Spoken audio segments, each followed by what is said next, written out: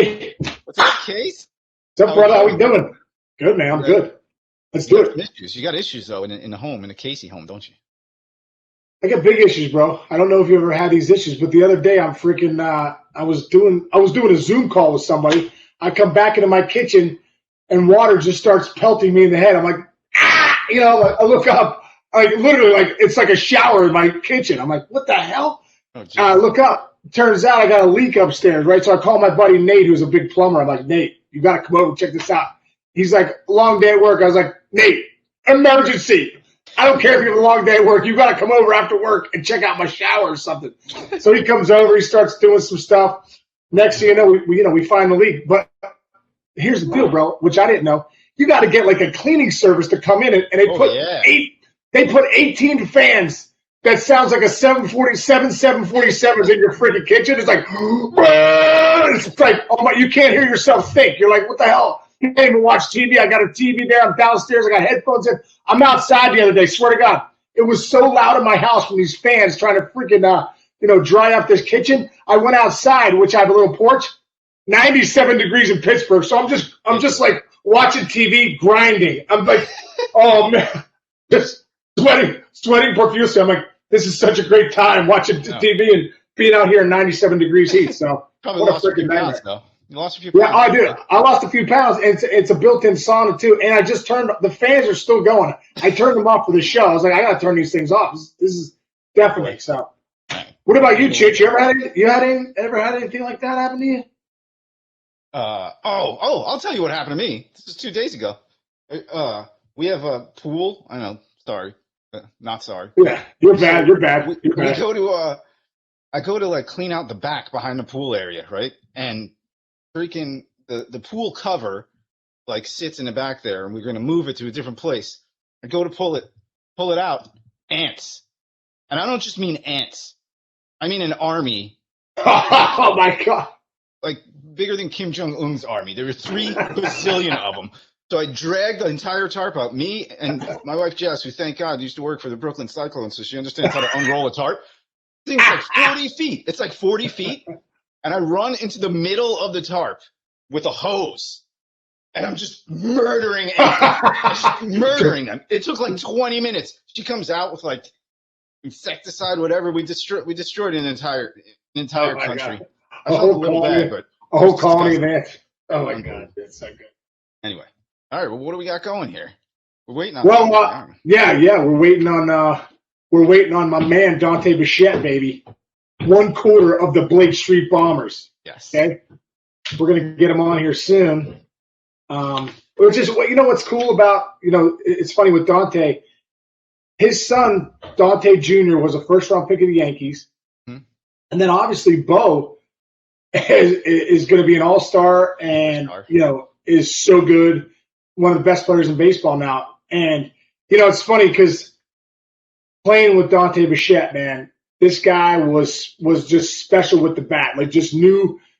I always say there's 2 guys that I played with, and I played with a lot of great players. Obviously, Ken Griffey Jr., one of the best players of all time, arguably the best. Yeah. David Ortiz, one of the best players of all time. Manny Ramirez, down the list of, Adam Dunn, who had absolute thunder coming out of his bat. Dante Bichette and Gary Sheffield were the 2 guys I played with that hit the ball the hardest. Like, Dante would swing, it was like, bam, it was in the outfield, right? It was like, boom, it's in the gap, it's bomb. Remember Gary Sheffield hit one time to Dunner. We were in Atlanta, and Sheffield came and turned on a heater inside, hit a ball to Dunner. It looked like Dunner was playing in for the bunt, but he was in left field. Freaking skipped off the turf, bam, hits him in the shoulder off the wall. I'm like, now that's a freaking rocket. That's a rocket. But that was like, Dante and Chef were just absolute animals. But I'm just excited, man. I'm excited for this episode today to just pick his brain and to go back down memory lane. Because hey, I know Bo's good. Bo's one of the best players in baseball right now. Dante Bichette was one of the best players of the '90s. Was literally what he did was was unbelievable. And the numbers that he put up and. We'll kind of go through all that, but man, he was special. So, Bo's got a lot to live up to because his dad, at this stage, his dad was closing in on 2,000 hits, 300 some homers, some 30, big numbers. Probably should have won the MVP in '95. Yeah. with the numbers that he put up. You know, just I remember Dante. I remember when I was in Colorado, one of my first years. Dante Bichette comes up and he's just doing his thing. He's raking. He's in the box, just a mammoth of a dude. Yeah. He takes a big swing, first pitch, bloops one to left. He comes to first base. He looks at me, and I'll never forget his case. You know what? He goes, swinging bat's a dangerous bat, bro. You got to swing it to know what's going to happen. Sometimes you bloop them, sometimes you go deep. You know. Oh, there's Dante. Well, Dante, can you hear us? Oh yeah. That was shaky. Oh, now I can see it. Oh, there we go. There we go. All right, I'm in the middle of a hall in the hallway. All right, stay right there, bro. Pull up a chair. All right. I got one right here, so I think we're good. I think you got good. Oh yes, bro. Yes, dude. You know what? Hey, Dante. You know what happened there, bro? 0 for 3, couple sliders. The guy comes up fourth at bat, and bam, you hit him left center gap for a freaking homer. That's what just happened. Woo! Should I roll the animation case? Oh my God! Yeah, roll it, Chinch. Roll the animation, Chinch.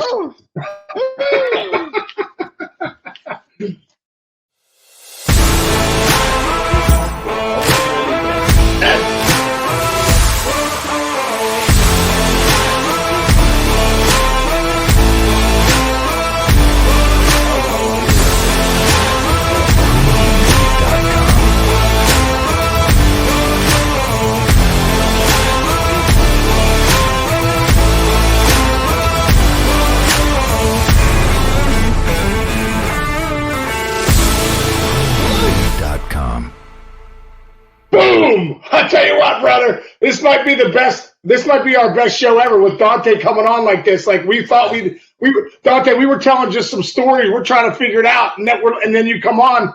We're so excited, dude. We're so excited, bro. I've never been more excited to see anybody in my life, and I'm a huge fan. So this is great. Thanks for joining us, man.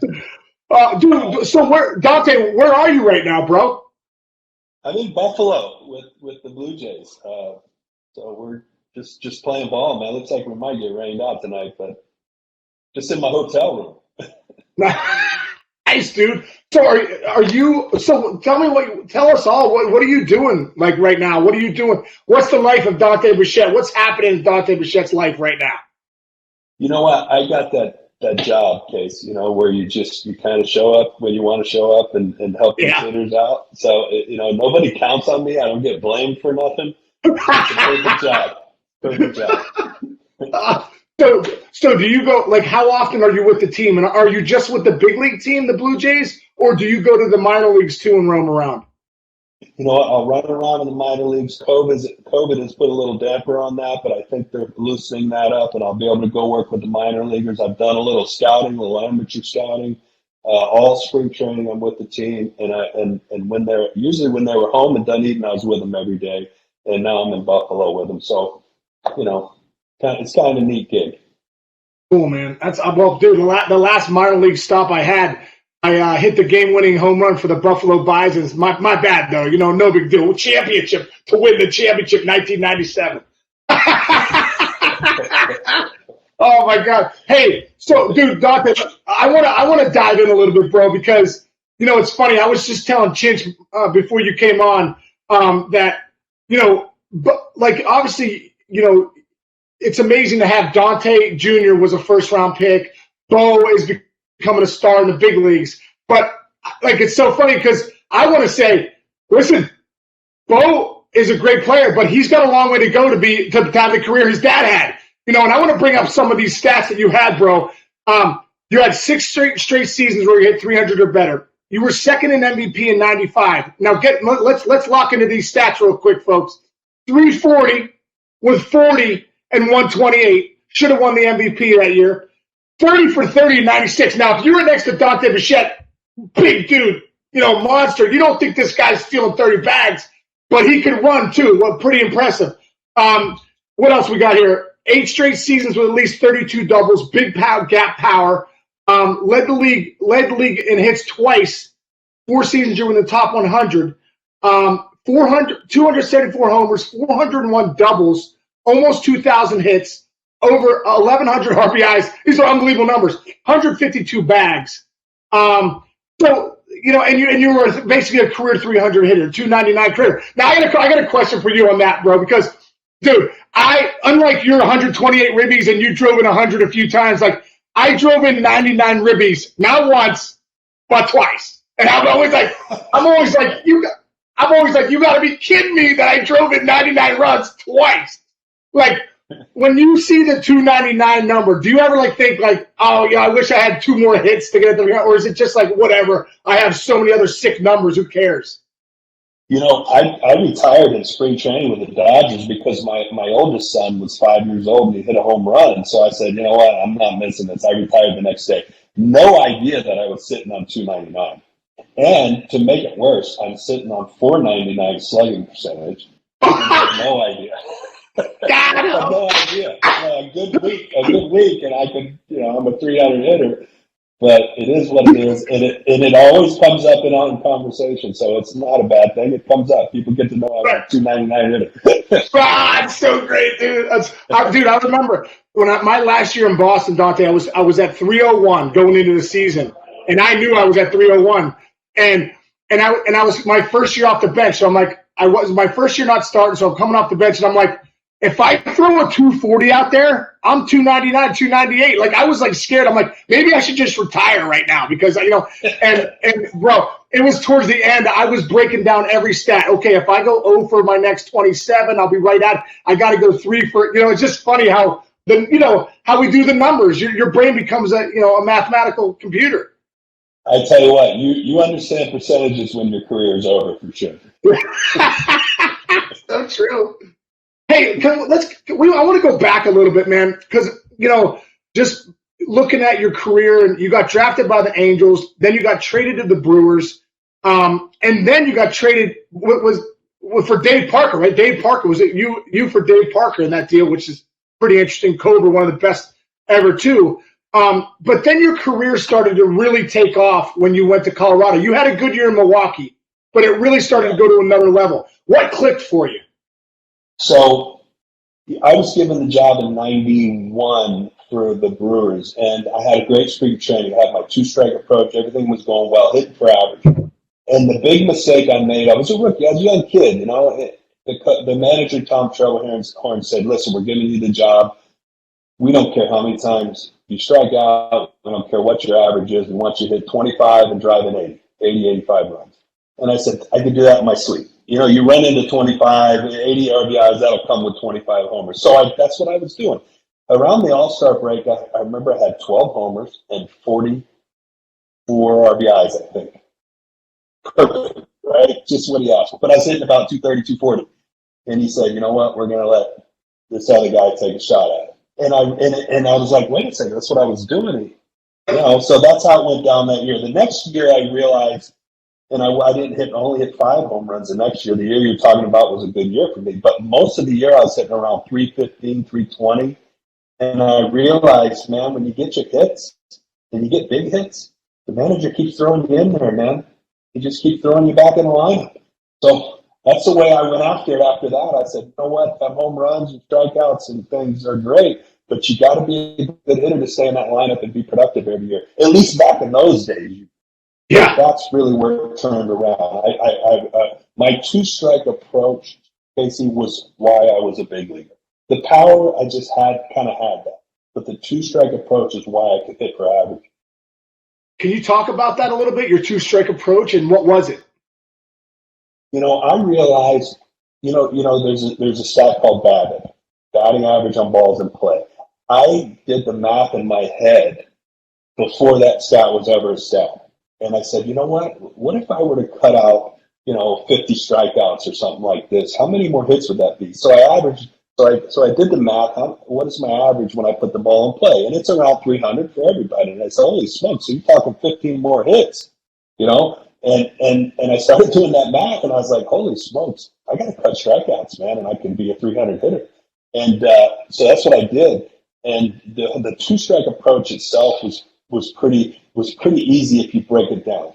There's only 2 pitches that really strike you out in this game. There's the slider that you chase off the low and outside corner, and there's the high fastball. And so you gotta almost sit slider speed. If you read The Science of Hitting with Ted Williams, he said, Yeah. 2 strikes, you sit slider speed, and you get on top of the fastball, and you inside out the fastball. So I said, listen, if I can sit slider speed, I'll be okay. I won't get fooled and let the ball get deep. I won't get fooled by the slider. And if I see a fastball, I just got to get on top of it. So I was able to do that enough to cut strikeouts almost in half. That's, ball in play, it's got a chance. And that's what my theory was on it. And I was strong enough and had enough bat speed to get into some power swings. You know how power comes, a week here, a week there in the season, and it makes your whole season. But batting average has got to be there every day. You got to hit every day to do that. Yeah, Dante, I was watching you do a hitting clinic with some kid online the other day, and it was so fascinating because you were explaining, when I'm ahead in account, I've earned the right to launch. When I'm behind an account, I don't have the right to launch. What does that mean? Yeah, it's a mentality at the plate. When you're 2-0, you have worked the count. You have done a good job laying off a couple pitches. That now the pitcher has to make a decision to come to you. And you've earned the right to sit there and get the bat head out front and try to hit for power. But if you've swung 2 pitches, or if he's made 2 really good pitches and he's got you to strike 2, you don't have the right to do that anymore, to just sit for a fat pitch and try to hit it out of the plate. Now all of a sudden you've got to give in a little bit, give up the power, get on top of the ball, let it get deep, and try to just put the ball in play. So that's my theory on that one. Dude, listen, bro, I've been around a lot of guys, and I've been around a lot of hitting coaches and a lot of people I've played with. You were one of when I remember playing with you in 2000, being like, man, this guy really understands hitting, and I'm sure you understand it even more now, having hit with your kids, because I know for me, hitting with my kids, I'm like, man, I'm really starting to understand it. Having to really teach it is different than being able to do it. What is your philosophy? Because I'm interested, even as an analyst, on the whole launch angle thing. Like, because I have my theories, but what are your theories on the whole launch angle thing, D? I had this conversation in spring training with an analytic guy, and it made so much sense the way he put it to me that I know where they're coming from, but I also get why we screwed this up. Because he said, listen, if you look at the numbers, the ball that's pulled at a 27-degree launch angle at about 103.4 miles an hour does the most damage in baseball. That hit does the most damage in baseball. In case we know what that hit is, it's called a home run, right? So right. The guy said to me, he said, so you need to teach your hitters to do that. And I'm like, yeah, but, okay, pitchers spend their whole career trying to pitch around you doing that. They throw low and away and up and in. You can't just go out there and launch a ball. Let me give you a great analogy of this in tennis. If you were to say, what's the most devastating hit in tennis, it'd be a forehand winner. So if you were to go to a tennis player and just say, let's just work on the forehand winner, he would say, well, you're crazy, because they're not going to hit it to my forehand. They're going to hit it to my backhand if all we do is work on the forehand, because they won't have a backhand. It's very similar in baseball. If you just work on one stroke, launching it, you can't launch low and away. You can't launch chest high fastballs. You got to get on top of those. So we created this one approach hitter in baseball. One approach, one swing, one approach. You don't hear the term adjustments anymore. You hear the term approach. And when I hear approach, I hear one approach. In our day case, we made adjustments. You know what I'm saying? If a guy could throw a high fastball, we had to change the path. If a guy had a sinker coming in, you had to inside out the ball. You couldn't just launch angle everything. So that's what I think we went off track. But it's coming back. Yeah. You're in the game, like you're in the dugout with those guys, and you see the analytics from the top.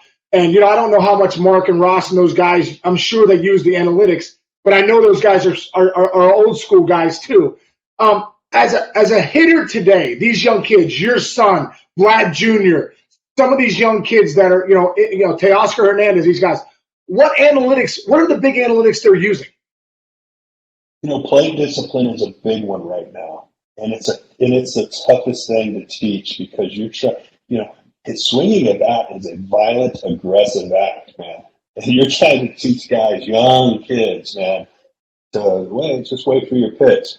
Easily said, and when you watch it on TV, you say, why are you swinging at that? But Case, you and I know, man, these guys are going 99 miles an hour. You better get it going now, and you are going to make some mistakes. So plate discipline is a big stat that people are after right now. When I came over to the Blue Jays, I saw a big hole. And the big hole was we were, I think, 27 or 28 in the league in strikeouts. And I said, you know what? If I can help with that, because I made that adjustment in my career, that's a layup for me. And now I think we're third in baseball in strikeouts. So that's good to me. Wow. The plate discipline thing, that's a thing people haven't conquered yet. So we're working on that. But there's as far as analytics, there's all kinds of analytics. You can almost make any point you want with analytics, with numbers. Now, see, one of the things I know for me, and D, I'm sure we've talked before, like, it was hard enough for me because I think of it like this. I'm a hitter. I'm facing 95 to 98, right? So that means I have 0.4 seconds, which is a blink of an eye. I got 0.4 seconds to decide, am I swinging, am I not swinging? Is it a ball? Is it a strike? Is it up? Is it down? Is it in? Is it out? Is it a curveball? Is it a slider? Is it a two-seamer? Is it a cutter? Is it a split finger? Is it a changeup? Right? So there's so many things that go through your mind. So as a hitter, when I used to play, I thought to myself, man, it's tough enough to see it and hit it because there's so much going on. So I guess the question is, are guys still thinking that way? Because I can't imagine having a couple analytics that maybe would confuse that, dumb it down, see the ball, hit the ball. Yeah, the good ones are still making it as simple as possible. The good hitters are still, they're working so hard to make it simple. And that's kind of an oxymoron. They work so hard and so intense that, the pitching machines, there's so many things they do now to make it simple, to keep it simple, like you're saying. But then there are guys that are so complicated. There was this whole barrel backwards, dumping the barrel backwards in order to get on the upplane thing. That guys took too far. We went from a downswing base culture to an upswing culture, and we skipped right by what should be is a level on path culture. So yes, there's complicated, and there's guys who are keeping it simple, and those guys are usually more successful. We have a thing that we say that the guys that are low maintenance are usually your best hitters.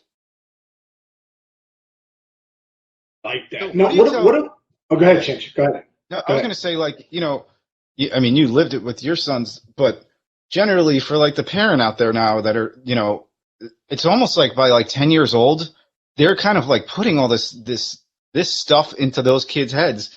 How do you feel about that? And how early do you have to think hitting philosophy? And on the flip side, how long do you just say, hey, let the kid enjoy the game first before we start putting all this stuff in his brain?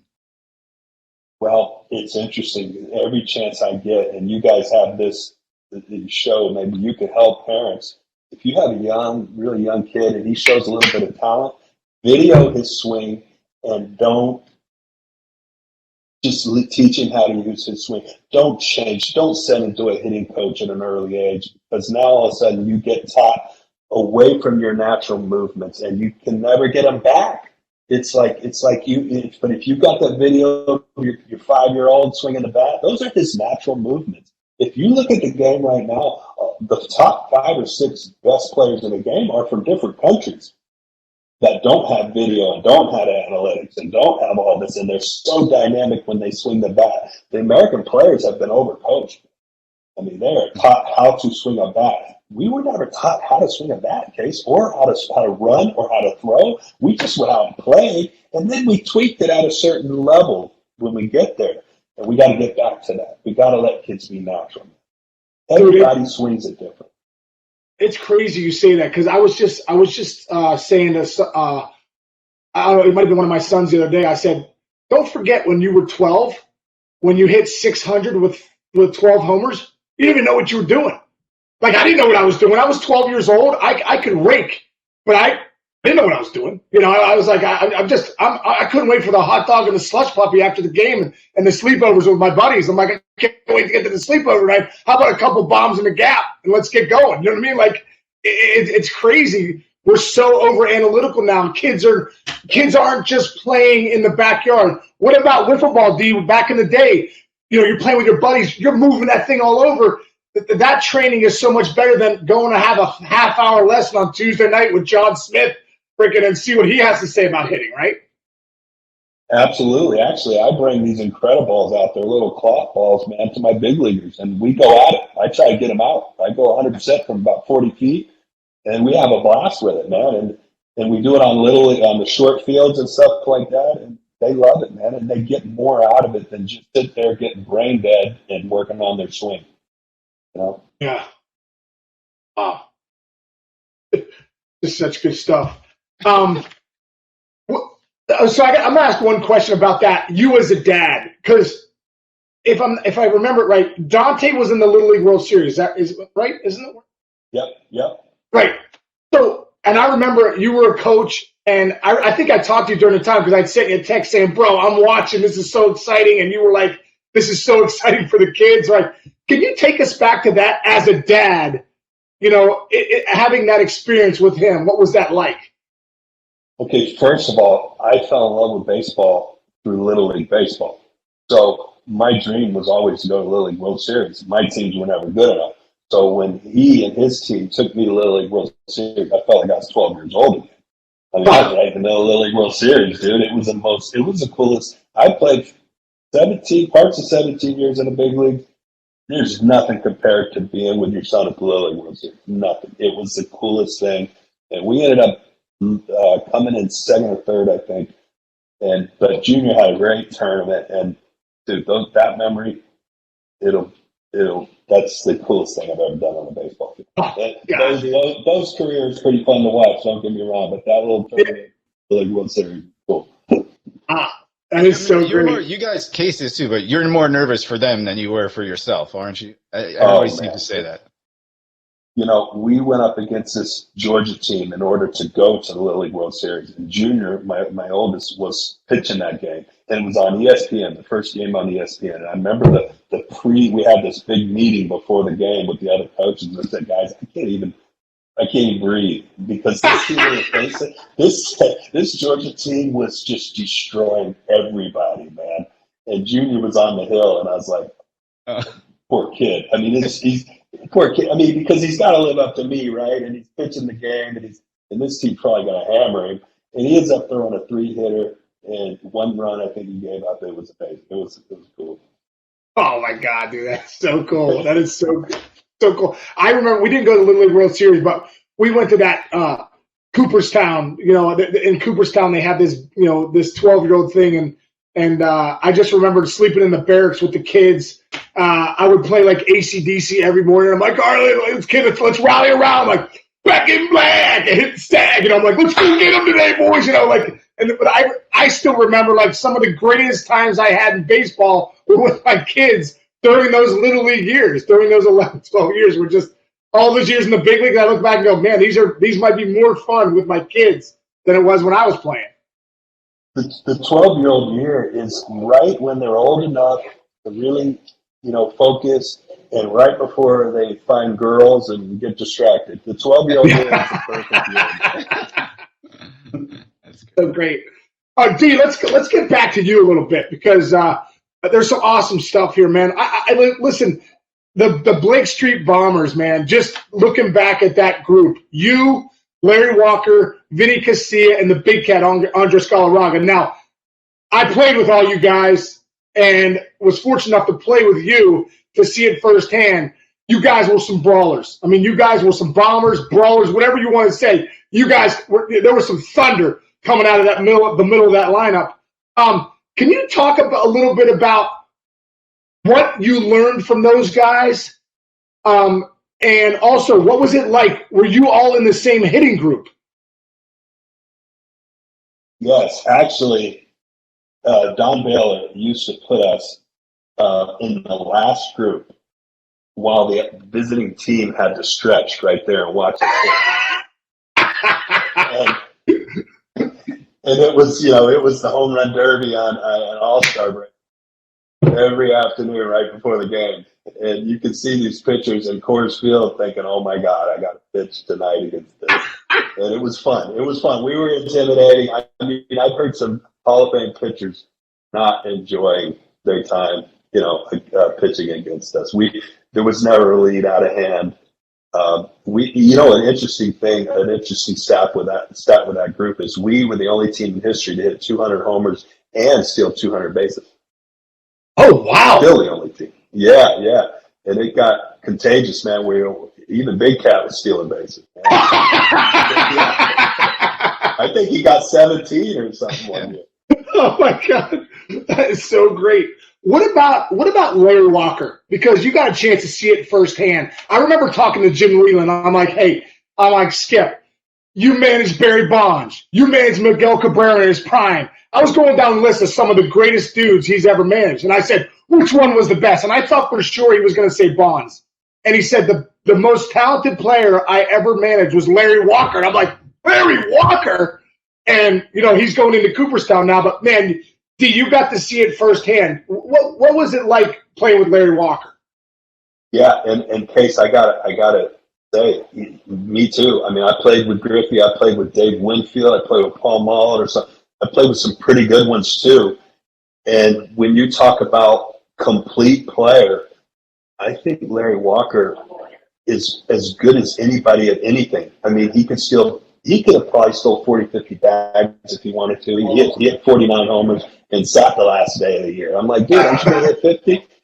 He goes, putting up numbers were not his thing, but he could have if he wanted to, and he still put up pretty good numbers. I mean, he won 3 batting titles. He was Tony Gwynn with power, man. And plus he won, seven Gold Gloves? I mean, this guy, they talk about 5-tool. This guy was the greatest 5-tool that I think has ever played. His numbers, I know he had good numbers, but he was better than even that. Yeah. Wow. He was great. He was great. Well, we found a little clip, D, that we want to play for you. So, Chinch, can we rip it? Go ahead and rip it. You got it. Writing a book. Yeah, it's about the fine art of power hitting. We're calling it Babe Ruth Schmabe Ruth. Babe Ruth Schmabe Ruth. Mickey Mantle hitting. Go figure. Some say your power hitting started the same day you moved to the thin air of Colorado.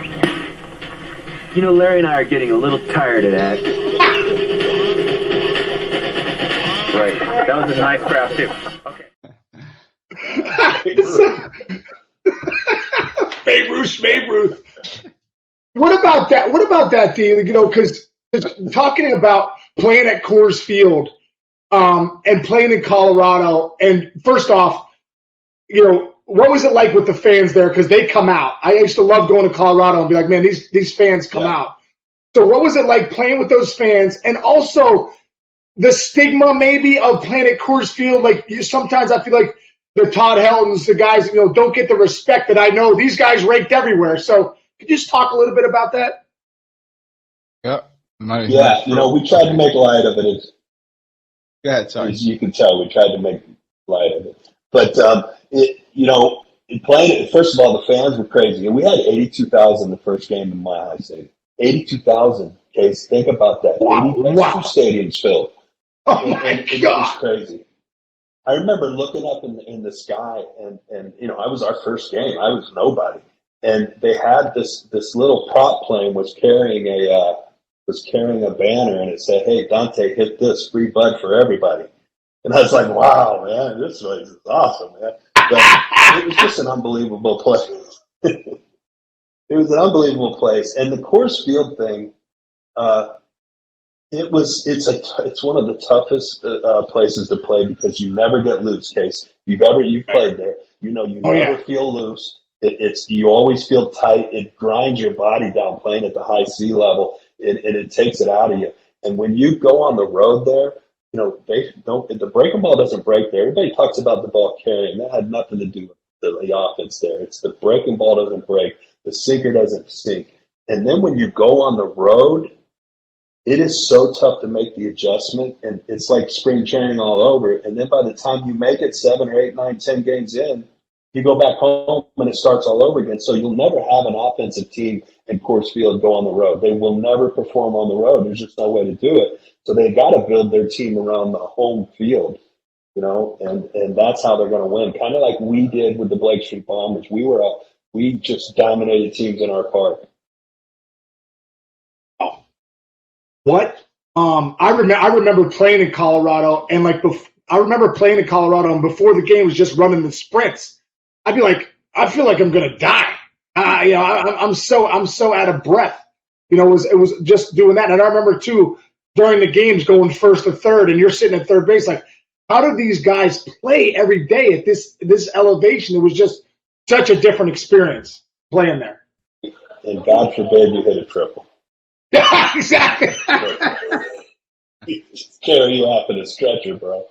Yeah, your day's ruined. Oh my! Hey, can we go back to the one we just showed that home run? Could you run that again, Chinch? Sure. When you hit the home run in the 14th, you walked it off.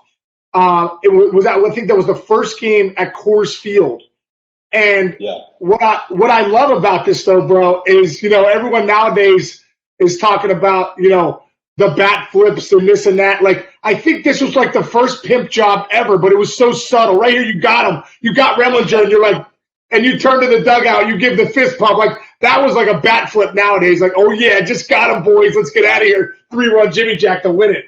Can you bring us back to that, man? What was that? What was that like for you rounding those bases? Yes, it was the 14th inning, by the way, and it was maybe 30 degrees. I don't know. It might have been 15 degrees. And people wanted to go home, man. And it was a 2-2 changeup. And I remember John Miller just told Joe Morgan on ESPN, he said, well, looks like Dante's trying to hit a home run tonight. And Joe Morgan said, well, it's opening day. Home run hitters are trying to hit home runs. And I think the next pitch I hit the home run walk-off. It was probably one of the neatest to open that stadium home runs I ever hit. Other than the playoffs, I hit one off Maddox. That was probably right there. Is it true you almost missed that game because you got hit by a Doc Gooden pitch or something a couple days before? Did I read that right? That's interesting you say that. Yeah, I did. I got hit by a Doc Gooden pitch the second game of the year. And boy, who told you that? That's crazy. Yeah. We do our research. We do our research in the mayor's office. We do our research, bro. That's really good. I didn't know anybody knew that. Yeah. And they had electric stem and ice and heat, and man, they did a good job getting me ready for the next day. Thank God for the trainers, right? Jeez. Hey, I love this one. We looked into this. It said your walk-up song was Sledgehammer, and there's a good story behind it. I want to see if you can tell us a story that we found. Is that true? Was your walk-up song the Sledgehammer? Yeah, it was. The reason I stole it from Dave Parker when I got traded for him. Said, hey, I took your job and taking your walk-up song. Dave was way better with it because Dave actually used a sledgehammer on deck to warm up. And I was like, when I saw how big he was and he walked up to that song with a sledgehammer, I was like, that is the coolest thing I've ever seen. Well, it's so funny. It's so funny because I got a chance to interview Parker, and he said he used like a 38-39 bat or something. It was almost a sledgehammer that he took to the plate, right? I mean, he was a beast. When he got traded to the Angels that year, he got traded with Dave Winfield, and they had T-shirts made up.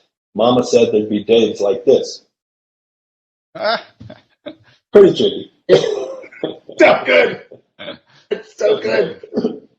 Oh, it's so good. Hey, let's go a little bit to the postseason because you just mentioned your postseason home run. And you talked about that opening day, but nothing like the postseason. I know for me, I got a chance to play really in the postseason 2006 with the Tigers and got a chance to go to the World Series. But you got one shot at the postseason, and it was against the big dogs. It was against Maddox, Glavine, Smoltz in 1995. And here's your numbers, bro. 17 at-bats, 3 doubles, 1 homer, 3 ribbies, hit .588. Hello. And with a 1552 OPS. Man, like, walk us through that experience, what that was like for you. Yeah, that's one of the more proud things I am too, because that's not a Coors Field thing. So, some of those guys were on the road, and they were against, arguably the greatest pitching staff ever. And it showed me I could really, they say they don't keep clutch as a stat anymore. They just poo-poo it. It's on average a guy will hit this many homers on average. But I felt like, you know what, I really raised my game and it shows that guys can raise their game. You know, it takes something to bring it out of them, and the playoffs for me is what brought it out of me, and I was really proud about that. Well, dude, you no doubt rose to the occasion. It's amazing what you just said, because I think the same thing. I get so sick and tired of, I don't know if it's the new gurus or this analytics, all that crap. I can't stand it. Like, as you can tell, I'm pretty passionate about it when I hear guys say, hey, the RBI is a product of your team. Guys can only just hit them in. No. I remember having a conversation with Jim Leland one time, and I said, Jim, what do you talk about at the end of a game, like why you don't win games? He goes, Case, you know how important the RBI is? I need guys that can drive guys in. Because at the end of the game, when the reporters come, they say, Jim, what happened tonight? Why'd you lose 4-3? We couldn't get the big hit. That's why we lost. Hey, Jim, why'd you win 5-4? What happened? Hey, you know what? Miguel Cabrera came up and got the big hit for us, and that's why we won. And I look at your numbers in that series, and it goes, no, you got to face guy. When guys on base, your heart rate goes up a little tick. It's the bottom line. So I don't like to hear, well, RBI is just a stat that's a team stat. No, not everyone drives in 100. Not everyone drives in and gets the big hit. What's your feeling on that? Do you feel the same way right there as being in the box and knowing what it feels like when guys are on base? Yeah, you're hitting a hot spot now, because I had a GM actually tell me, and not with the Blue Jays, another GM tell me that he doesn't believe in a clutch hitter, and I'm like, oh my goodness. Other sports get this. Other sports, you look at football and basketball. Tom Brady doesn't put up the greatest numbers, but boy, do you want him in the fourth quarter in the playoff game. Other sports pay the guys who do it when pay attention to this. Okay, other leagues pay the guys who do it when the defense is really trying hard. Does that make sense? And if you look at baseball, when is the defense really trying hard? You ask a pitcher when he's at his best, he'll tell you, with a guy in scoring position, I gotta up the ante here. I take it to another level. So you gotta give credit to the guys who perform offensively when the pitcher is really, really trying to get you out. And that's what men in scoring position. That's your best player. You know as well as I do, Case, when a guy comes up there that's a strikeout guy and they bring in that nasty closer out of the pen, this ain't going to be good. But that hitter who can hit a little bit, that's okay. Now we got something. We got a chance here. So, yeah, I love that. That is so true. That's a great way to put it too, because I'm going to steal that next time I go on MLB Network. I'm going to steal that right there, because it's real. I mean, it's real. And here's the deal, bro. You know as well as I know, as well as the guys that have never been in that box. When you got guys on base late in the game, and you got a pitcher that's trying to throw the nasty slider, trying to put you away because maybe it's his last batter that he needs to face. Like, my game's got to go to another level. I got to be able to calm down, slow myself down, get a pitch to hit. So many things I have to do well. So I just love that, man. I love the way you look at the game, bro. Honestly, when I talk to you about baseball and about hitting, it's just like I could sit here for the next 45 hours and talk about, because it's you're the way your mind thinks and the way you've thought things through is phenomenal. Also, I got one. Wait. Okay, go ahead. Sorry. He talks about you all the time. I've known Sean for 12 years, and he talks about how great Dante Bichette was in his career, and he tells the same story that I love hearing every time about the one-arm swings in batting practice. You can tell. Oh yeah. Oh well, I'll set it up. I came out one day early in 2000 when Dante and I were playing together, and I was like, all right. I didn't even think D was like, Case, you want to hit early? He was like, yeah, I'll be right out. And I think he was out there hitting, and I was coming out, and I'm coming out of the dugout, and D's in the turtle raking, and I'm like, okay, he's rocketing balls left center, like, ripping the seats, just rattling every seat. Boom, another one left center gone. Bam, left center gone. Bam. I'm like, man, Dante's on fire today, bro. He came ready for early hitting. And as I start walking up to the cage, I'm like, what the hell? He's using one arm. He has his bat with his top hand, and he's launching balls out in the gap. And I walk up, I'm literally in amazement, because I could barely hit him out of the park with two hands. Dante's got one hand and just whipping him with his Popeye forearms. And I'm like, and I walked up and I'm like, D, this is unbelievable. I've never seen anything like this in my whole life of baseball. I go, what are you doing? And he was, and tell me what you were doing, D. What were you doing? I was just working on the top hand, Case. Top hand is the one that gets on top of that fastball and supplies the power, baby. Just trying to develop the top hand. It's kind of like the forehand in tennis. Yeah, it's like, yeah, right. It was unbelievable, though. Can you talk about that for a second? Because when you were hitting, obviously both hands have to work, in some sort of unison. But would you focus more on your top hand for power? Or were you just, let it travel, see what happens? There's a torquing going on with the hands. One pulls and one pushes.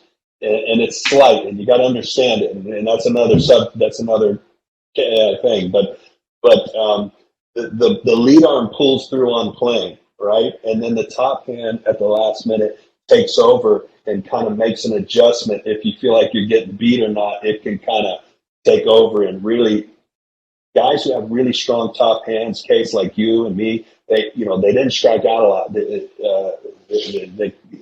they don't lift the ball a ton.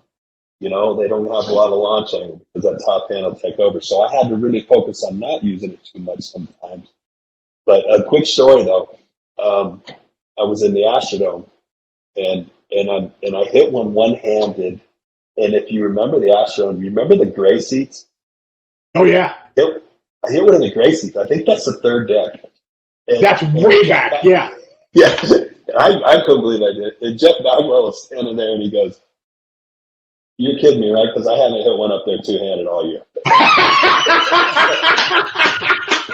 he can vouch for me on that one. So I'm bringing that up. That was my trick pony thing. I do have many more tricks than that. Oh my God. Well, I was telling Chinch, I said, listen, I played with so many good players, and the two guys that hit the ball, a baseball, the hardest I've ever seen are Gary Sheffield and Dante Bichette. I mean, I remember you hit a ball in the gap one time, and your hands were so freaking fast, bro. And I just remember you, like, the ball was coming, it was a fastball, and you wham, and the ball was in the gap, and I was like, I think you were 3 steps out of the box, and it was like ripping on a line, just shooting in the gap. So it's fun. It's fun to think. Yeah, it's fun to think back. Hey, take us through a little bit. You came back when you were 40 years old to play independent ball, and you did really well. What made you do that?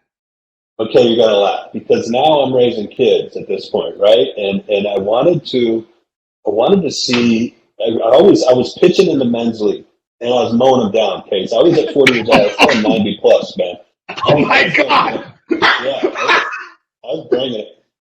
And I called Butch Hops and I said, Butch, I want to come just see what it's like to pitch in a professional game. Would you let me come pitch in the independent ball, right, in the Atlantic League? He said, yeah, absolutely. We'll take a look at you.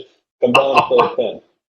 So I go throw a pen, and I forget where it was, but I go throw this pen, and I had no idea what I'm doing pitching, right? I had a good arm because I throw batting practice to my kids every day.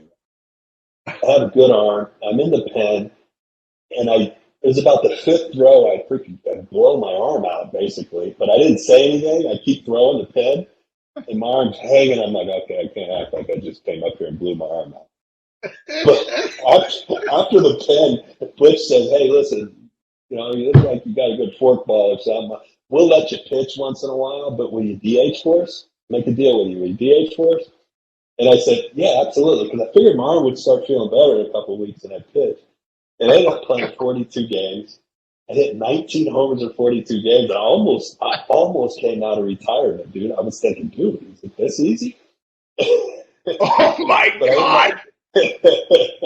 Yeah, I swung the bat well. He did let me pitch, and I pitched a couple innings, one inning. Then he gave me a start, and it was against Ricky Henderson was playing, Chris Jones was playing.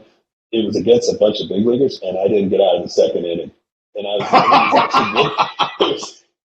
it was actually good for me because I wish I'd have done it before my career to realize how tough it is to pitch. It is not easy to pitch against professional hitters. What was the toughest part about pitch? I had no idea. This is great about this story. I didn't know you came back as a pitcher. I thought you just came back to hit. Like, what was the toughest part about being a pitcher? I would look in. It was funny because I had, I was 90. I was probably pushing 93, 94, I would say, and with a pretty good breaking ball. And I could throw strikes, not great command, but I could throw strikes.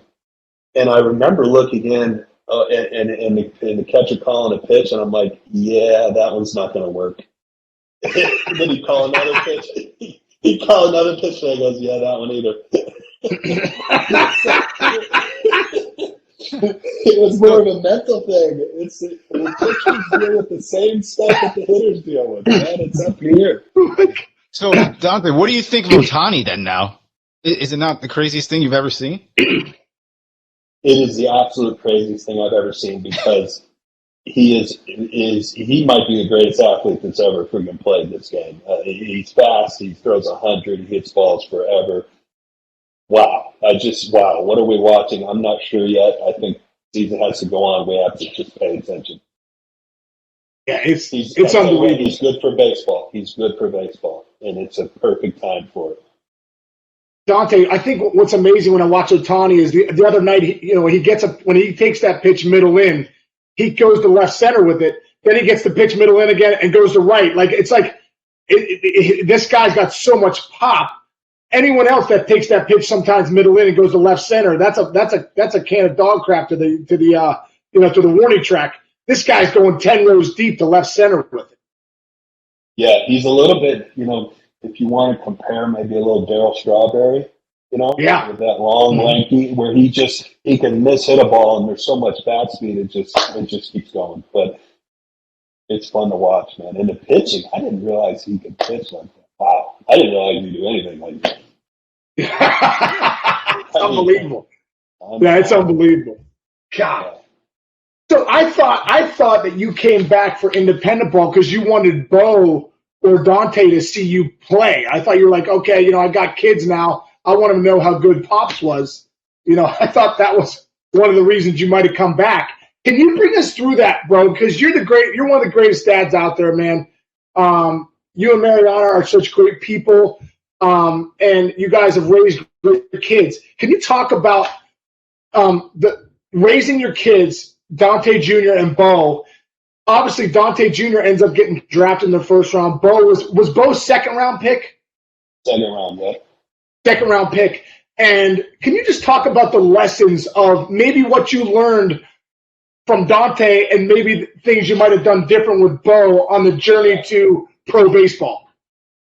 Yeah, you learn a lot. That first kid, you want to be so perfect that you can overdo it. And I would have to say, you help too much. I think if I were to give advice to parents raising their kids and wanting them to be a good baseball player, and actually Troy Tulowitzki's son is going to be amazing, and he's called me on this, and I tell him, Troy, be there with him in practice. Don't coach him.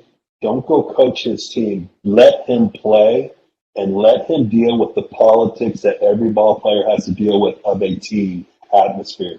Don't be friggin' Troy Tulowitzki that can just walk in and, hey, my kid plays here.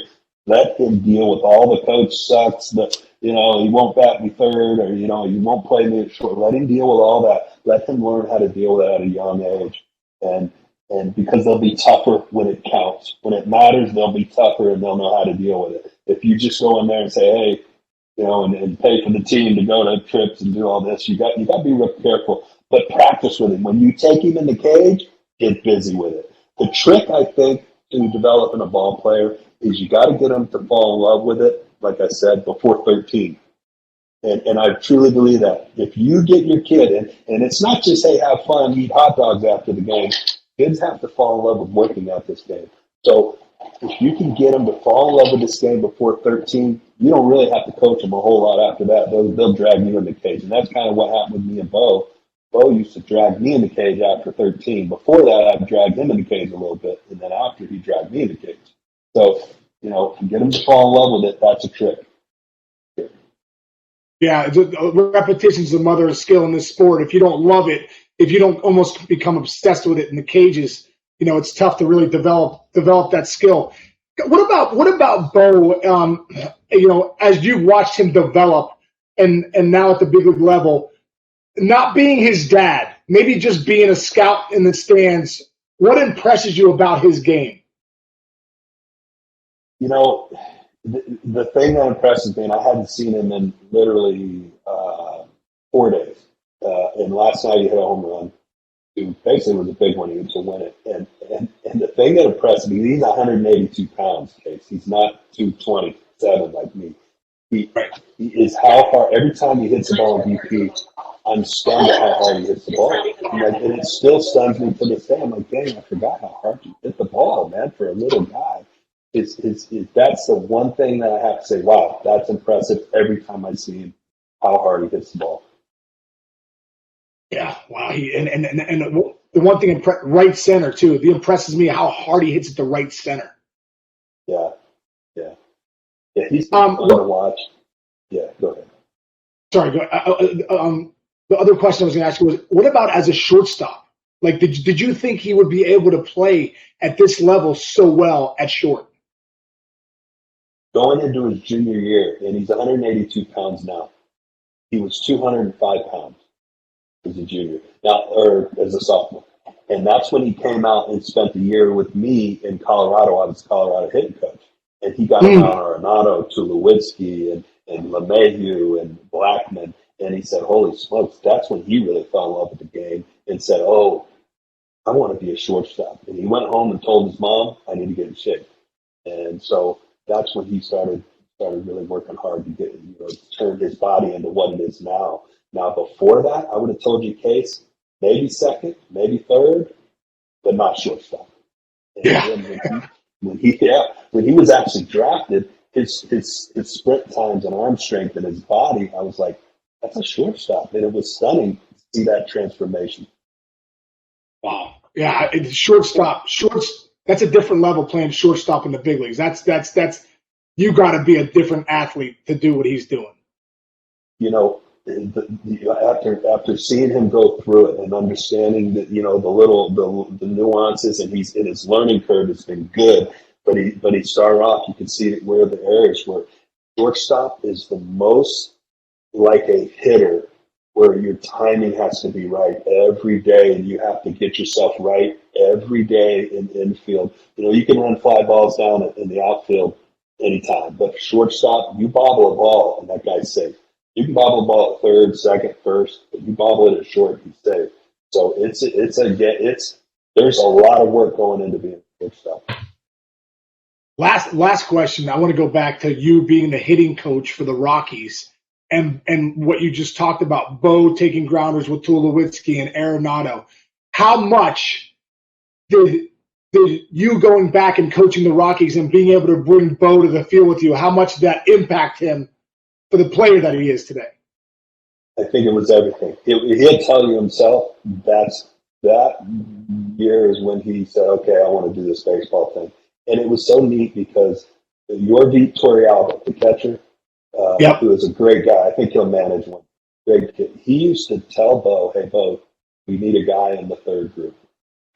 Primetime, Case. Primetime BP. Wow. Bo's comes up to my waist, right? He says, we need a guy in BP today. And he used to tell him every day. And Bo would take it serious. Bo would take the most professional BP. And then in the last couple of rounds, he'd hit balls in the seats. And it was like, oh my God. He would take it to another level that I've never seen him take it to, just because he felt like he was in the big leagues, man. And they would come out and hit almost every chance they could with that group. It was fun to watch. Bro, that is awesome. I mean, that is what an experience for him to get in a big league group like that, and just the mentality of that. Yeah, that was changing for him. That was really good for him. Wow, that's awesome, man. All right, man. D, first off, I appreciate this so much, dude. You coming on with us, so great. We do a little thing called 9 and 90, where Chinch puts together some just fun comparisons, and you and me just do it. It's a 90-second thing. So would you be up for doing that? I'll go first, and then you go. He's just going to give us two options, and then bam, we go. All right, let's do it. Go ahead, Chinch. All right, you're going to do great. I'm going to roll the animation and then just start asking questions right when it's over. Okay, Case? Ready? Okay, go ahead, brother. Yep. Here we go.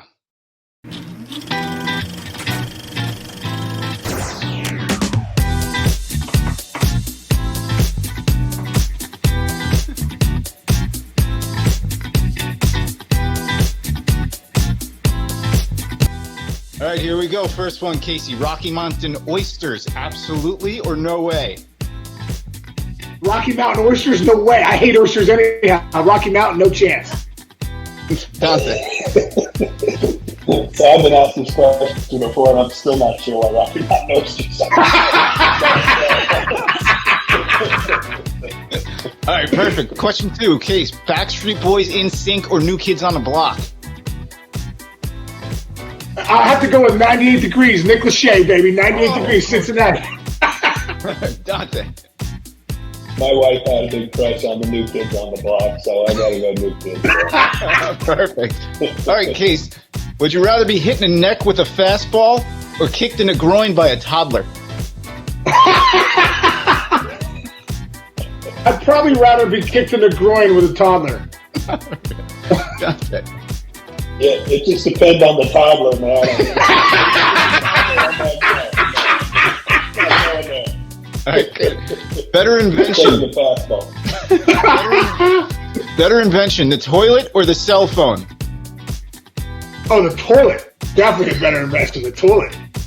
You can't live without the toilet. You can live without with the cell phone. Tell that to kids. Yeah, Dante, what do you think? No, I think both have made us go backwards, man. I think you should still be on the ground, and you don't need either of them, man. We can figure it out. Okay. All right, Case. One of your kids says they want to quit everything and become a traveling circus clown. Okay or no way? Oh my God. Yeah, I guess it's okay. If you want to do that, I can travel the country. I mean, I would probably have to want to see a psychiatrist first, maybe. I think that's what I want to do, right?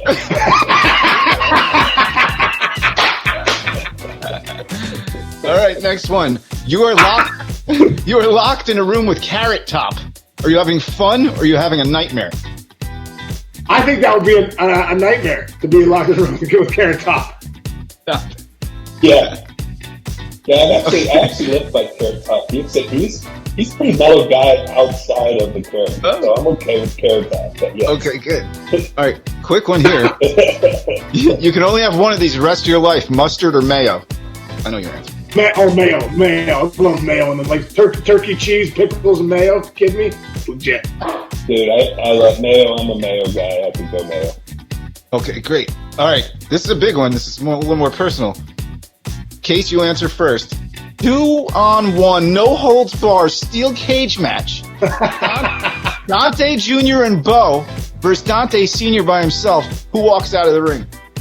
Oh my God! I have to say, with the dad strength that I've seen Dante Sr. have, he's a double clothesline away for Bo and Dante for pinning one of them 1, 2, 3. I'm going with Dante Sr. Yeah. I'm gonna say it would be tough to beat there. I grew up in a fight every week in school, man. Back in those days, I don't think either of my kids have ever been in a fight. Great point. All right, this last one's kind of a visual. You can't see us right now, Dante, can you? Or you still can see us? Yeah. Oh, you can? Okay, this is the last one. Who wore it better? There we go.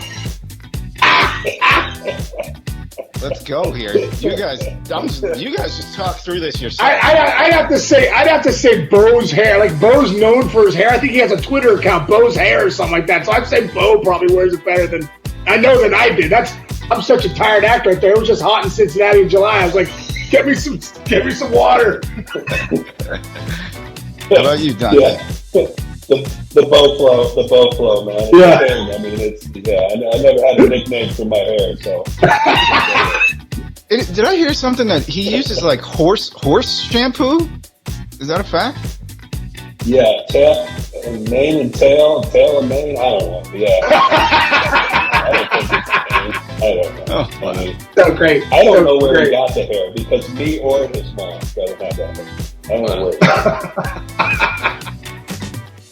Well, dude, Dante, man, thank you so much, brother. I love you tons, man, as a friend, and just grateful for you coming on and talking baseball. Would love to do it again down the road, man. I think there's another hour here lurking. So much more to talk about, but just want to say thanks. Tell Budzinski and the boys, I said hello when you're out there, and tell Bohai and Mariana and everybody I said hello, and I'll talk to you soon, man. Thank you so much for coming on, brother. Thank you, guys, and don't be a stranger, Case. We love when you come in and tell stories in the clubhouse, man. The kids love you, so don't be a stranger, man. We love you. I'll be back. I'll be back, dude. Thanks, dude. I'll see you soon, brother. Love you, man. All right, buddy. That was like you talking to like one of your idols. It felt like to me. Dude, isn't he the greatest? Like he's like just. I'm still here. I don't know how to get out. I appreciate just hit end. just hit exit. Are you still there?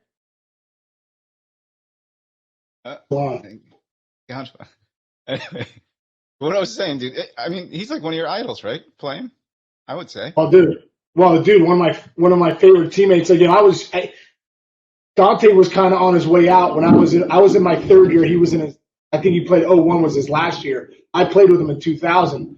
So just a guy I looked up to, man. Just a guy that taught me so much about the game. I picked his brain a lot.